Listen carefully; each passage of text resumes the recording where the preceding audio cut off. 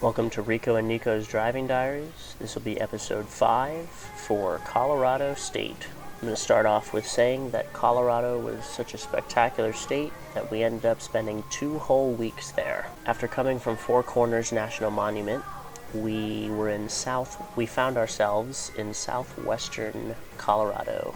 Our first park was Mesa Verde National Park.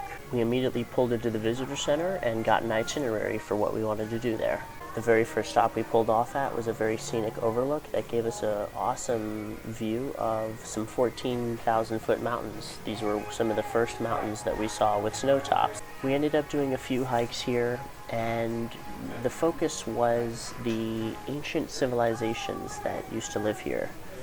The Native Americans did a phenomenal job at making these cliffs their permanent homes. It was neat to see some of the evidence of the time that these people lived here, such as petroglyphs or clay houses that were still standing. We found a huge pack of caribou that were grazing right next to the side of the road. So I pulled over and ran in after them. They quickly dispersed and scurried off into the forest. We finished our day by going back to the peak, and the peak that we started our day with for sunset, and we ended up running into 2 awesome guys from Texas Tech. We drove into Durango, Colorado, and got some free Wi-Fi, and then I drove us to a remote part in San Juan National Forest.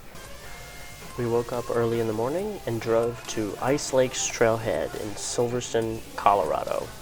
We started our hike at a pretty late hour. It was a 8.8 mile total trail to Ice Lakes. On the very first water crossing, I slipped my right foot and dunked it right into the water. I ended up leaving my boot behind and putting on a water shoe instead. So I had 1 hiking boot and 1 water shoe. This came in handy because I could hop across each water crossing with my right foot. About 2 miles into the trail, we ran into snow. Luckily, there was another group there who were trying to make it up as well. And we ended up just going straight up the side of the mountain, looking for spots that weren't very snowy. And when we got to some snow, we ended up just taking our time and slowly climbing up the mountain. We made little footholds in the snow to make sure nobody slipped. And when we got to the top, oh man, it was a winter wonderland. It was just a beautiful basin covered in snow, and the lake was completely frozen over. We ended up throwing some rocks into the lake and hearing a satisfying sound of cracking ice and slush. Next came the fun part of sliding down the mountain.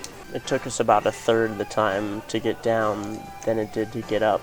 We talked to the campground hosts nearby, and they ended up recommending some really awesome hikes to do in Idaho. They let us use their campfire, and we had a nice hot meal. We said our goodbyes and headed back into Durango. We got free chips and salsa and cupcakes. Then we drove to a trailhead near Ouray, Colorado, a very small mining town, and camped on the side of the road. The next day was just a laid-back day where we explored the town of Silverton. We made dinner on a mining trail, and then we drove back to Silverton near the Ice Lakes Trail and camped right alongside the river. It was a spectacular campsite, one of my all-time favorites. We had a nice fire and updated our journals. When we woke up in the morning, some guy gave us some awesome advice to check out Gunnison of the Black Canyon. On our way there, we stopped in Ridgway and got Tacos Del Mar. Super cool tacos. Got to the national park, talked to a ranger for some advice on some trails, headed out, walked about 1.5 miles, and found an awesome campsite right on the edge of a cliff. These cliffs were amazing. The Gunnison River has been channeling water through this canyon for thousands of years, enough so that 2,000 feet of rock have been eroded. Nico and I had the most spectacular campfire we've ever had, right on the edge. We then hiked to the top of Green Mountain and weren't as impressed with the views as we were with the edge of the canyon. We enjoyed spending the morning sitting on the edge of the canyon and discussing the possibilities of life outside of Earth. We filled up on peanut butter and jelly and headed towards Grand Mesa National Park. There was some awesome sunset right over the half-frozen lakes there. We slept at the visitor center, and then in the morning we talked to them about the park. We learned that Grand Mesa is the largest flat-top mountain in the world that was formed by lava spurts. We took some scenic drives through the areas, and then we headed towards Glenwood Springs. We slept at Jessica Weaver Trailhead and hiked this trail in the morning. It was going to be a little bit of a rainy day, so we prepared for thunderstorms by wearing ponchos. We met a few hikers on the trail, and it ended up leading to a bridge with a pretty sick waterfall at the end of it. The light drizzle was kind of a welcome change compared to the other hikes in the desert that we had. When we finished up that trail, we drove to Glenwood Springs and headed to Hanging Lake. It was a 1,000-foot elevation change over 1 mile, and it was extremely rewarding. There were 3 waterfalls that led into one lake, and the hiking path turned into a footbridge which hovered directly above the lake. So it felt like you were walking on top of the lake, and you had the mist from all of the waterfalls that would lightly graze your head and cool you off. Then there was another 0.1 mile side trail called Spouting Rock, which we went to, which was a spectacular waterfall. Just before the lower 3 waterfalls. Then we drove to Carbondale, which was a really small town, and we got there on the first Friday of the month, which is when they throw a big community fiesta, and we were able to listen to live music, try some kombuchas, and had a few beers, and just enjoyed to a band called the Good Time Travelers. They were a rock blues guitar duo. The next day we pulled into a Comfort Inn for water, donuts, juice, and Wi-Fi, and then we drove to Aspen, Colorado, and we stopped at John Denver Park. There were some really cool rivers and stepping stones throughout this trail. And then we drove to my personal favorite spot in Colorado called Maroon Bells, and we enjoyed the sunset there. We hiked about a mile into this trail, which was leading towards Crater Lake. Set up a campfire. We hit our bear vault deep into the woods, and then a few hours after dinner, there was a full moon, so we went out on a short hike and just appreciated all the moonlight reflecting off of the mountaintops. The next morning we hiked to Crater Lake and were baffled by the 2 massive 14,000-foot mountains right next to us, and the lake was so stunning. I was a little bit tired from the hike, so I stripped down to my underwear and jumped right into the lake. It was absolutely freezing, but well worth it.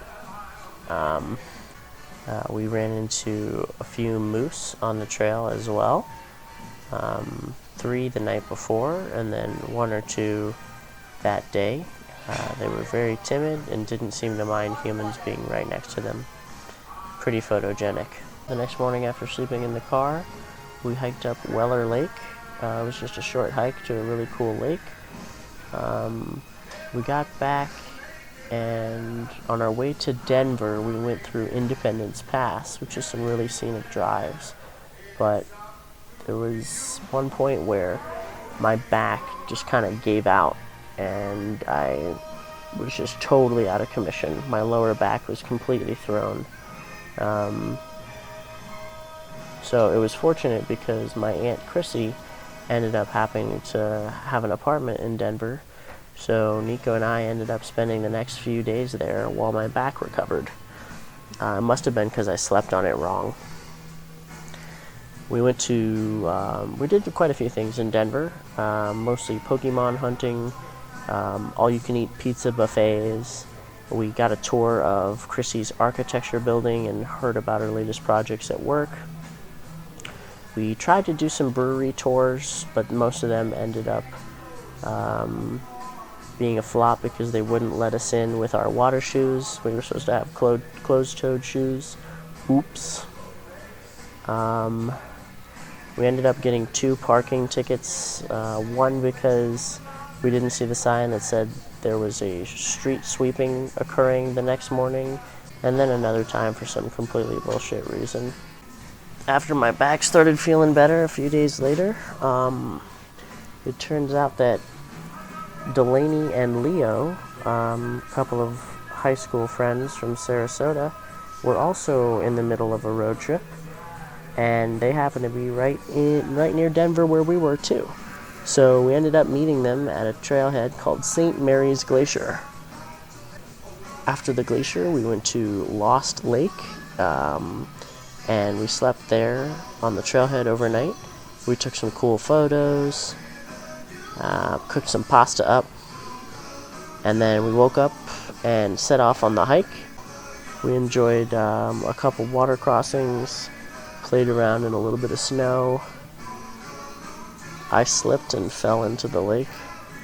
Only got half soaked though. Then we drove to Netherlands, Colorado, checked out some hiking stores, and then we went to Boulder, did a little bit of Trader Joe's shopping, and explored the University of Colorado campus. There happened to be a Dead and Company, which was a Grateful Dead tribute band playing at Folsom Field, so we were able to hear some of their music playing as we were walking around the campus. Then we went downtown to try a famous burger place called The Sink. The next morning we set off for the Flatirons Trail, which were unbelievable mountain formations in Boulder, Colorado. Basically 45-degree angled slabs of giant mountains that you could hike around in. These really cool types of forest as well. After that, we said our goodbyes to Delaney and Leo. Up next was the famous Rocky Mountain National Park. We did Bear Lake first, which was about a mile around. Got to do the outer perimeter of the lake and walk through some snow.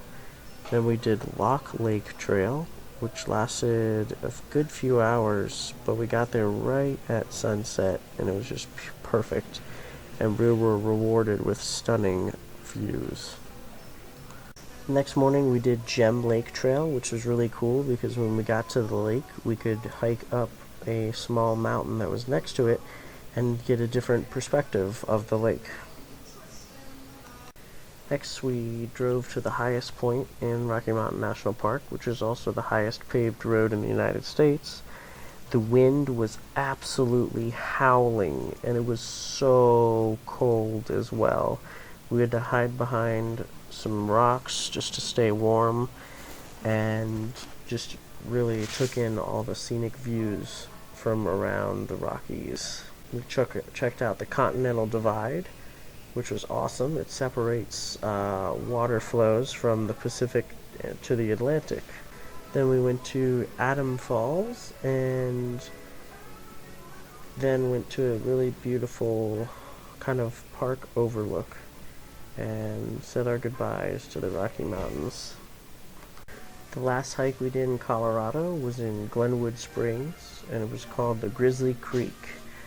We found a sweet hammock spot right along the river and ended up just spending a nice morning there. Alrighty guys, this just about wraps up episode 5 of Rico and Nico's Driving Diaries. We are currently in Page, Arizona, so we got a little bit of catching up to do, edit-wise. This desert heat sure is killing us. Boy, do I miss Colorado already.